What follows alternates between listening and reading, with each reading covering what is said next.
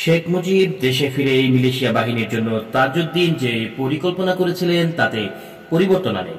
তিনি অস্ত্র পুনঃবন্টন না করে প্রথমেই তাদের নিরস্ত্র করার পরিকল্পনা নেন।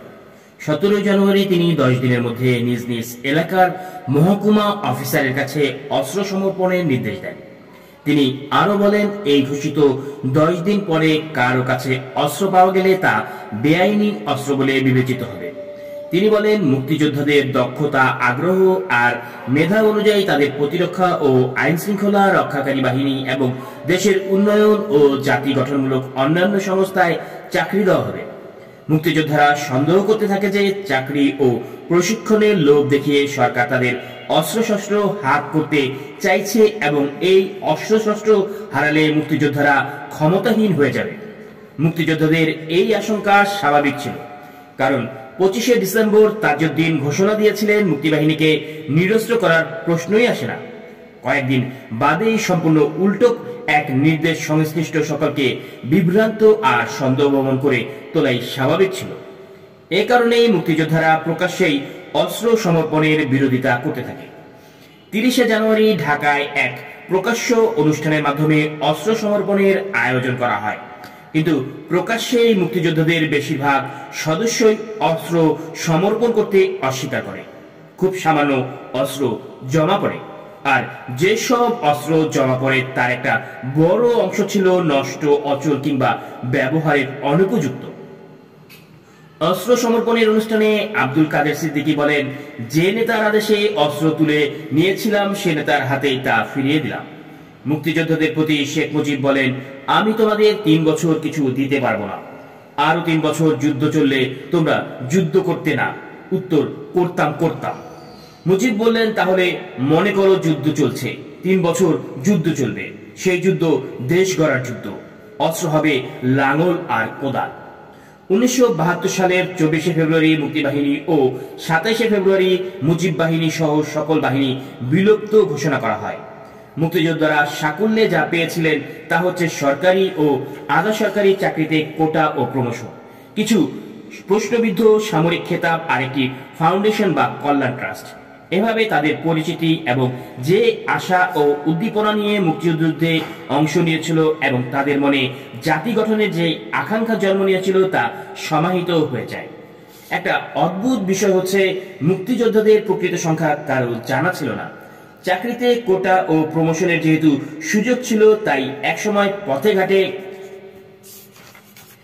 সারা দেশে পাক সেনাদের ঘাঁটি থেকে উদ্ধার করা হয়েছে অসংখ্য ও ধর্ষিত নারীকে।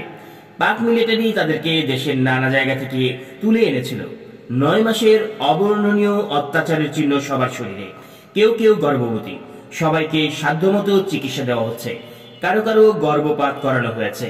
যেসব নারীরা গর্ভপাত করা যায়নি সেসব নারীর সন্তান প্রসব করানো হচ্ছে। আন্তর্জাতিক সংস্থাগুলো এগিয়ে এসেছে, কিছু কিছু যুদ্ধ শিশুকে তারা নিয়ে যাচ্ছেন তাদের দেশে দত্তক হিসেবে। এই নারীরা তাদের স্বজনদের কাছে ফিরতে উন্মুখ। সরকার এই নির্যাতিত নারীদের নাম দিয়েছে বীরাঙ্গনা, যদিও বীরাঙ্গনা ও ধর্ষিতা শব্দদ্বয় কোনোভাবেই সমার্থ নয়। এই দুই শব্দের মধ্যে রয়েছে মৌলিক তফাৎ। বীরাঙ্গনা শব্দের আবিধানিক অর্থ হচ্ছে বীর যোদ্ধা, অর্থাৎ অসম সাহসী নারী।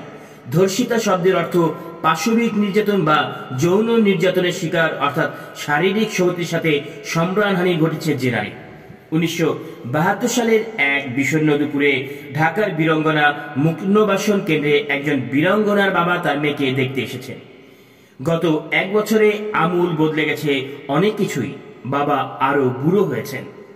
মেয়ে উদ্গত কান্না রুখতে রুখতে কোনো মতে দৌড়ে এসে বাবাকে জড়িয়ে ধরল। বাবাও 2 হাতে শক্ত করে তার কন্যাকে জড়িয়ে ধরলেন। অঝরে কাঁদছেন দুজনে। কিছুদিন আগে এভাবেই একদিন বীরাঙ্গনারও শেখ মুজিবকে দেখতে গিয়েছিলেন। সেদিন তারা কেঁদেছিলেন। তাদের চোখের জলে শেখ মুজিবের বুক ভিজে গিয়েছিল।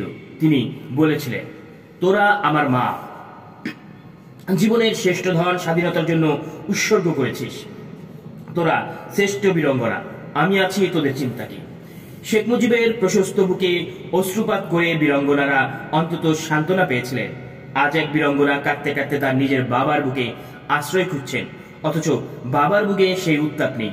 কান্না থামিয়ে মুখ তুলে বীরাঙ্গনা জানতে চাইল, বাবা, এখনই কি তোমার সঙ্গে আমি যাব? অফিসে বলতে হবে? বাবা একটু থেমে ইতস্তত করে বললেন, না মা, আজ তোকে আমি নিতে পারবো না। বাড়িঘর মেরামত হচ্ছে, তোর মাও দেশে ফিরে এসেছে, তোর ছোট বোন বাড়ি আসবে জামাইকে নিয়ে, ওরা চলে গেলে আমি তোকে নিয়ে যাব। আস্তে করে বাবার বাহুবন্ধন থেকে নিজেকে মুক্ত করে নিল এই বীরঙ্গনা। বুক ফাটা কান্না চেপে প্রিয়তম বাবার মুখ পানে চেয়ে বলল, ঠিক আছে বাবা, তুমি আর কষ্ট করে এসো না। বাবা না না বলে আমতা আমতা করতে লাগলেন। বীরাঙ্গনার হাতে একটি ফলের ঠোঙ্গা ধরিয়ে দিলেন বাবা। ওটা স্পর্শ করতে মন চায়নি বীরাঙ্গনার, কিন্তু তা ফেলে দিয়ে নিজের বাবাকে হেয় প্রতিপন্ন করতে পারল না সে। কয়েক মাস পর সেই বাবা আবার এসেছেন, কিন্তু তাকে নেওয়ার কথা বলেননি। কলকাতা থেকে আনা শাড়ি নিয়ে তার বাবা দাদা এসেছেন, এমনকি তার প্রেমিকও এসে দেখে গেছে। কেউই তাকে ফিরিয়ে নেওয়ার কথা বলেননি। তবে বীরাঙ্গনার দাদা অবশ্য একটা কথা বলে গেছেন, যা তার বাবা সম্ভবত মুখ ফুটে বলতে পারেনি। দাদা বলল, আমরা যে যখন পারবো তোর সঙ্গে দেখা করে যাব, তুই কিন্তু হুট করে আবার বাড়ি গিয়ে উঠিস না। বীরাঙ্গনার মুখে পেশিগুলো ক্রমশ শক্ত হয়ে আসছিল। দাদা সেদিকে এক নজর তাকিয়ে চট করে বলল, তাছাড়া আমাদের ঠিকানায় চিঠিপত্র লিখবারও দরকার নেই। তুই তো ভালোই আছিস, আমিও চাকরি পেয়েছি, সরকার থেকে ক্ষতিপূরণ পেয়েছি, তা দিয়ে ঘর বাড়িও মেরামত করা হয়েছে, দুটি ঘরও তোলা হয়েছে। এটাই ছিল প্রায় সব বীরাঙ্গনার গল্প। সরকারি সাহায্যের টাকায় তাদের প্রিয়তম পরিবার বাড়ি বানায়, কিন্তু সেই বাড়িতে তাদের স্থান হয় না। বীরাঙ্গনাদের ত্যাগ, বেদনা, অপমান আর তাদের প্রতি কালেকটিভ ডিনায়াল বা সমষ্টিগত অস্বীকৃতি ও প্রত্যাখ্যানের গল্পগুলো স্বাধীন বাংলাদেশ আড়ালেই রাখতে রেখেছিল এবং রেখেছে সব সময়।